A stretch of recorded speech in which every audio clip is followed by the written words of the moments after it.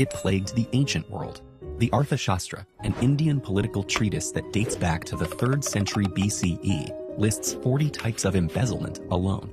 So, what exactly is corruption, and what can we do to combat it? Corruption is often defined as a misuse of a position of power for personal gain. For example, this could be a city clerk accepting bribes in exchange for issuing permits, or a mayor appointing a campaign donor to an influential position. But corruption isn't limited to the political sphere. It can happen in schools, sports, businesses, or religious institutions. Corruption like this causes people to lose faith in government and can deplete much-needed resources. The more taxpayer money that goes into people's pockets, the less there is to spend on services that benefit the community, like repairing roads, building schools, or providing health care. So, how can we prevent corruption? While it's important that laws set a high price for corrupt behavior, punishment is only one piece of the puzzle. Transparency in terms of budget and paper trails, and support for freedom of the press are hugely important. By using our civic voices, we can fight back to ensure that tax dollars don't line pockets, but instead benefit everyone. Hello everyone, this is our topic, the corruption case of the former president of Brazil. This is our group member, Chen Siyuan, Liu Zihan, Song Xuhao, Jiang Jianing, Jiang Dingshuo. This is our table of contents. Let's introduce our topic. Introduction. Corruption is a concern that undermines national development of social justice. It erodes public resource and undermines people's trust in government. The corruption case of the former president of Brazil as the most high-profile corruption scandal in recent years not only exposed the deep collusion between power and money, but also highlighted the heavy blow of institutional corruption to the country's politics and economy. Good afternoon, everyone. My name is Liu Zihan. Now, I'd like to share with you something about the detailed background. Initially, Lula, during his presidency, was accused of benefiting from a corruption scheme involving Petrobras. Construction companies such as OAS and Odebrecht allegedly paid bribes to secure lucrative contracts with Petrobras, with part of the funds funneled to politicians and the Workers' Party. For some specific accusations, on the one hand, Lula allegedly received renovations for a beachfront apartment. Meanwhile, he was accused of orchestrating the flow of illicit funds to his party to finance campaigns.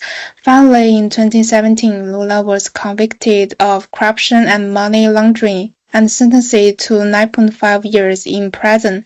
He began serving his sentence in 2018 but maintained his innocence, claiming the charges were politically motivated.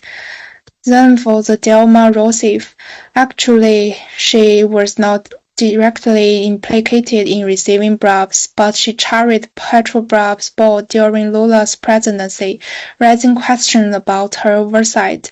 Her main legal challenge came in 2016, when she faced impeachment over alleged official misconduct. When it comes to the impeachment details, there will be three main points.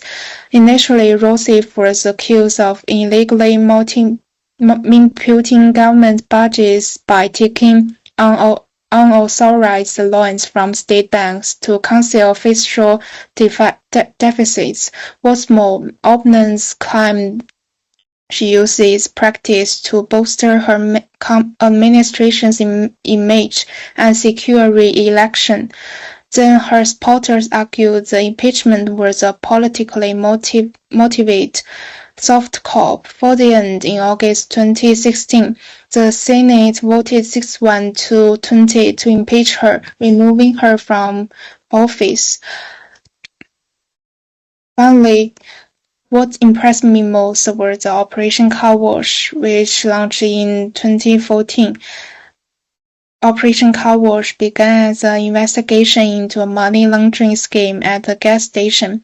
It quickly expanded to uncover systemic corruption involving Petrobras contractors and politicians.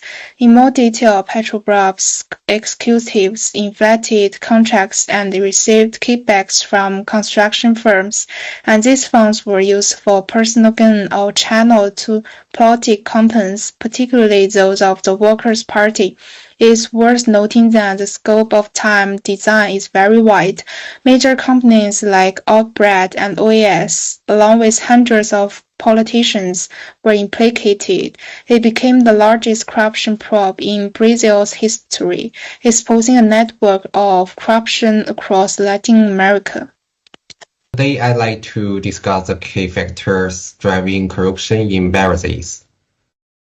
First, the weak institutional oversight allowed corruption to flourish due to a lack of accountability and transparency, especially in public contracts and large projects. Second, culture and historical practices like nepotism have normalized unethical behavior in politics over decades. Third, economic inequality concentrates wealth and poverty, creating opportunities for public officials to exploit the system.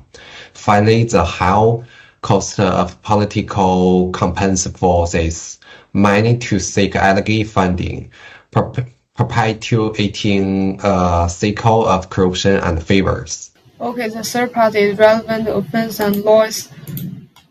Today, we reflect on the corruption cases involving longtime President Lula and Dilma Rousseff of Brazil. Lula was convicted of bribery, money washing, and criminal gain.